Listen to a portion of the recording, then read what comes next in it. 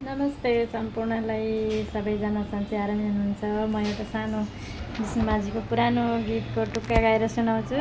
सुनेर सुझाव सल्लाह दिनु होला कस्तो लाग्छ। खासै राम्रो स्वर त छैन, त्यही पनि प्रयास गर्छु। त्यस्तो अन्यथा केही नसोच्नु होला है त गाइजहरू। मेरो लागि तिम्रो काखा सञ्जीवनी बुटी हो, त्यही काख मलाई मल हो कुटी हो। आजभन्दा भोलि माया बन्दै जाओस् गाडा, मैले तिमीलाई जति माया कसैलाई गर्दैन होला सानो। म त तिम्रै मुटुमा छु नसम्झ है टाढा, मैले जति तिमीलाई माया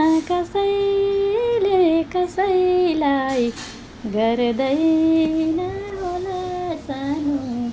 म त तिम्रै मुटुमा छु नसम्झ है टाढा, म त तिम्रै मुटुमा छु नसम्झ है टाढा।